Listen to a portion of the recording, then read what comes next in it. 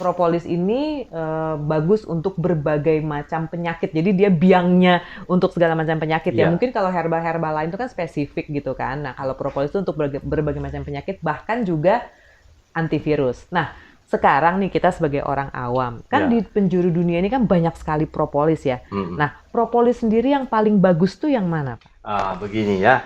Jadi memang hampir semua negara itu punya propolis. Karena Tuhan sudah merencanakan bahwa lebah itu akan membuat propolis obat untuk manusia. Makanya di semua daerah ada propolisnya. Ya. Dan semua propolis itu pada dasarnya itu bagus. Iya. Ya.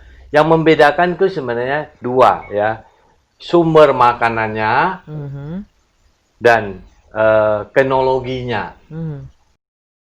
Jadi kalau dari pengalaman saya 10 tahun meneliti propolis, saya lihat bahwa memang yang paling bagus itu adalah propolis dari Brazil. Brazil. Dan ini penelitiannya memang paling banyak. Kalau kita searching di Google ya, itu yang muncul ke penelitian propolis Brazil. Brazil. Sangat banyak. Jarang sekali yang penelitiannya propolis Jerman, propolis Iran, propolis Inggris. Iya. Itu jarang sekali. Bahkan kita sulit menemukan penelitian yang propolis lain. Tapi kalau propolis Brazil kita tulis, itu muncul Langsung semua itu. keluar itu semua halaman ya. 1, halaman 2 penuh semua propolis Brazil. Jadi luar biasa penelitian propolis Brazil ini. Ya karena para ahli juga memang sudah ngakui bahwa propolis terbaik itu dari Brazil. Jadi mereka kalau mau teliti ya teliti propolis yang Brazil kan. Nah, kenapa propolis Brazil ini luar biasa bagus ya? Satu, alamnya itu ada hutan Amazon yang masih sangat perawan, ya, yang masih sangat hijau, organik. Oke. Dia belum terkontaminasi. Oke. Ini menjadi satu keunggulan. Jadi propolis memang bagus, tapi sebagian daerah propolisnya itu diteliti ya, itu ternyata mengandung logam berat. Karena sumber makanannya terkontaminasi, tanahnya sudah kontaminasi logam berat. Ya, bunga-bunganya yang tumbuh getah pohonnya ada logam berat. Jadi propolis bagus, tapi masalahnya ada kontaminan ini. Iya. Oke ya. Tapi kalau yang dari Brazil bagus, organik ya. Nah, kedua, lebah. Lebah itu akan saya menentukan ya. Spesies lebah kan sangat banyak ya. Nah, di Indonesia sendiri ada lebah trigona namanya. Oke. Nah, yang Brazil ini namanya Afrikanes. Afrikanes ini bukan lebah asli Brazil. Lebah dari Afrika dibawa orang untuk dibudidaya di Brazil. Nah, tapi karena lebah ini terkenal sebagai lebah killer, pembunuh. Jadi racunnya bisa bunuh orang.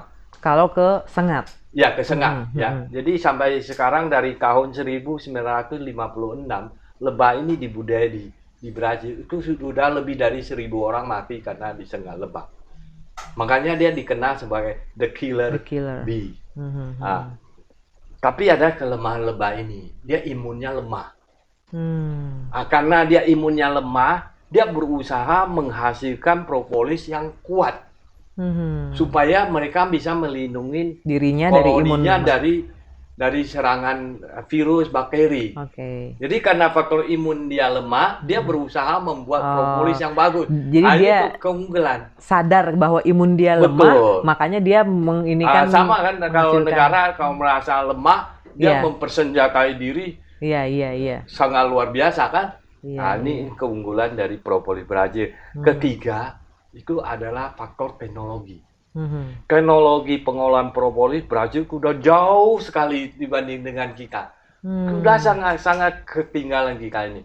Ya, kita masih pengolahan propolis di lokal itu masih pakai dipanasin selama 7 hari, ada yang sampai 21 hari dipanasin terus 24 jam 7 hari, ada yang 21 hari dipanasin. Kita bisa bayangkan itu berapa banyak zat yang aktif, yang bagus, yang rusak. Iya, gara-gara proses pemanasan itu. Tapi kalau propolis Brazil itu sangat unik, dia diolah dengan teknologi lyophilis.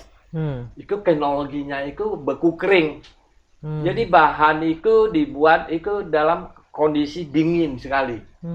Tidak ada pemanasan sama sekali. Jadi justru malah kebalikannya ya? Iya, kebalikannya. Dia menggunakan teknik didinginkan sampai beku sekali, baru pemisahan bahan. Oke. Baru diambil zat yang sangat bagus, Mhm. yang tidak bagus dibuang semua. Oke. Jadi sangat murni. Kemudian ditambah dengan proses homogenizer yang membuat dia partikelnya menjadi nano, atau disebut nanoteknologi itu. Nah, jadi dia menghasilkan tepung propolis yang sangat murninya. Begini ya, ini ada propolis Brazil. Tepungnya udah ukuran nano nih. Sangat kecil-kecil. Ya, sangat kecil sekali. Kalau ukuran nano, ya luar biasa kecil kan? Iya. Nah, seperti itu. Jadi propolis Brazil. Nah, propolis yang cukup banyak juga di pasaran itu propolis Cina, karena harganya sangat jauh, 10 kali banding propolis Cina. Jadi antara propolis Cina, propolis Brazil itu harganya selisihnya 10 kali. Oh, iya. Makanya di pasaran kan orang lebih cenderung kalau untuk penjualan beli aja propolis Cina lalu ngakunya Brazil. Nah, toh orang awam tidak paham. itu dia, Pak.